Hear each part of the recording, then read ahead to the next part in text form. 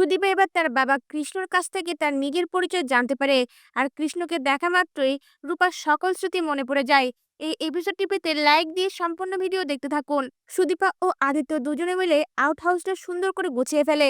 এরপর দেখা যায় সুদীপা নিজের হাতে রান্না করে আদিত্যকে খেতে দেয়। আদিত্য সুদীপার হাতের রান্না খেয়ে বলে ওঠে, বাহ, বেশ ভালো রান্না করেন তো আপনি। কথাটা শুনে সুদীপা অনেক খুশি হয়ে যায়। এরপর দেখা যায় সুদীপা নিজের হাতেই তার মা রূপাকে খাইয়ে দেয়। রূপাও খুব আনন্দের সঙ্গে সুদীপার হাতে রান্না খায়। এরপর দেখা যায় পরদিন সকালে সুদীপা কলেজ যাওয়ার জন্য রেডি হলে আদিত্য সুদীপার কাছে এসে বলে ওঠে, আমি আপনাকে নিয়ে যাব, কারণ সুন্দর পালিয়েছে, আপনাকে একা এখন কোথাও যাওয়া যাবে না। তখন সুদীপা তার পিসিমণিকে রূপাকে দেখতে বলে তার কলেজের উদ্দেশ্যে বেরিয়ে পড়ে। এদিকে সুদীপা কলেজে পৌঁছানোর পরে তার ক্লাস শুরু হয়ে গেলে সেই ক্লাসের মধ্যে টিচার হিসেবে আসে তার নিজেরই বাবা কৃষ্ণ।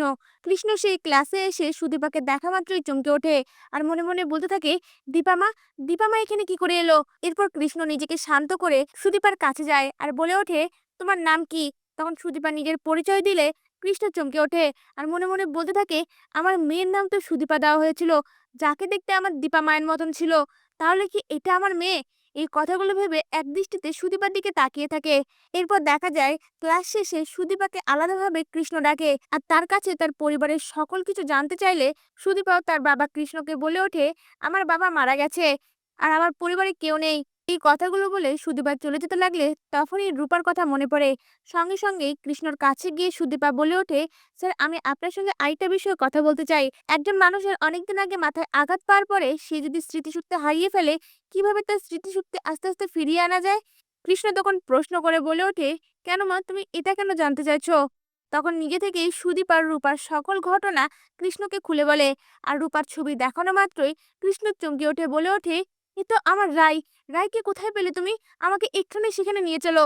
এই কথাগুলো শুনে সুদীপা অবাক হয়ে যায়। এরপর দেখা যায় সুদীপা আদিত্যর সঙ্গেই কৃষ্ণকে তাদের বাড়িতে নিয়ে যায়।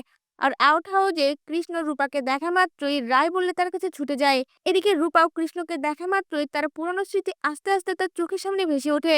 আর কৃষ্ণকে চিনতে পেরে কৃষ্ণ বলে তাকে জড়িয়ে ধরে। এরপর দেখা যায় সুদীপা ও আদিত্য কৃষ্ণর কাছে গিয়ে বলে ওঠে, এনার এই অবস্থাটা হলো কি করে, আর এনার নাম কি রাই।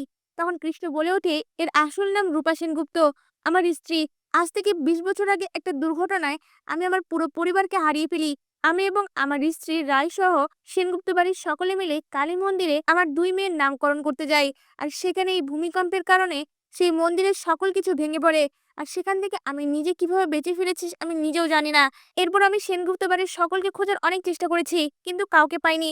কথাগুলো শুনে সুদীপার খুব কষ্ট হতে লাগে। এদিকে সুদীপার সঙ্গে সঙ্গে রূপার কাছে গিয়ে বলতে থাকে, কৃষ্ণ, তুমি কষ্ট পাচ্ছ কেন, এই দেখো আমরা তো আমাদের মাকে পেয়ে গেছি। তখন কৃষ্ণ সুদীপার কাছে গিয়ে বলে ওঠে, তোমাকে দেখতে হুবহু রায়ের মায়ের মতন, তাই জন্যই রায় বারবার তোমাকে মা বলছে। আর সঙ্গে সঙ্গে কৃষ্ণ তার ফোন থেকে সেনগুপ্ত পরিবারের ছবি দেখায়। সেখানে আদিত্য ও সুদীপা দীপাকে দেখা মাত্রই চমকে ওঠে। এমনটাই দেখতে চলেছেন অনুরাগের ছোঁয়া ধারাবাহিকে।